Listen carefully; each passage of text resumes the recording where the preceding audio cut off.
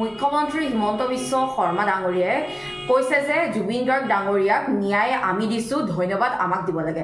এটা মুখ্যমন্ত্ৰী হিমন্ত বিশ্ব শৰ্মা ডাঙৰীয়াক সুধিব বিচাৰিছো পোনপ্ৰথমে তেখেত ন্যায়াধীশ নে ব্যৱসায়িক হয়?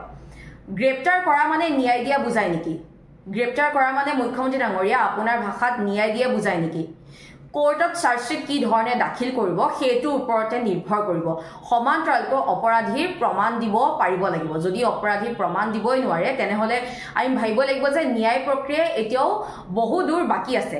তেনে ক্ষেত্ৰত আপুনি কিয় ধন্যবাদ খুজিব লাগে আৰু ৰাইজে আপোনাক কিয় ধন্যবাদ দিব লাগে আমি বুজি পোৱা নাই। কিহৰ কাৰণে আপোনাক ৰাইজে ধন্যবাদ আপোনাক দিব লাগে? যিহেতু আপোনাৰ দৃষ্টিত গ্ৰেপ্তাৰ কৰা মানে ন্যায় দিয়া বুজায় নেকি? চৰকাৰ যিয়ে নহওক কিয়, মুখ্যমন্ত্ৰী যিজনে নহওক কিয় ন্যায় দিবই লাগিব। জুবিন গাৰ্গ দেৱক ন্যায় দিবই লাগিব আৰু ন্যায় দিয়াটো আপোনালোকৰ দায়িত্ব হয়। তেনে ক্ষেত্ৰত আপুনি ধন্যবাদ কিয় খুজিব লাগে ৰাইজৰ পৰা আমি বুজি পোৱা নাই। আজি যদি চাবলৈ যায় জুবিন গাৰ্গ দেৱৰ হত্যাকাৰী এতিয়াও ৰাজ আতিথ্য পাই আছে। সমান্তৰালকৈ অপৰাধীয়ে শাস্তি নোপোৱা পৰ্যন্ত আপুনি কিয় আৰু কেনেকৈ ধন্যবাদৰ পাত্ৰ হয় আমি বুজি পোৱা নাই। এতিয়ালৈকেতো অপৰাধী শাস্তি পোৱাই নাই। তেনে ক্ষেত্ৰত আপুনি কিয় আৰু কেনেকৈ ধন্যবাদৰ পাত্ৰ হৈছে? এতিয়া যদি আমি চাবলৈ যাওঁ এতিয়াও কিন্তু এই প্ৰক্ৰিয়াটো সম্পূৰ্ণ হৈ উঠা নাই, এতিয়াও বাকী আছে।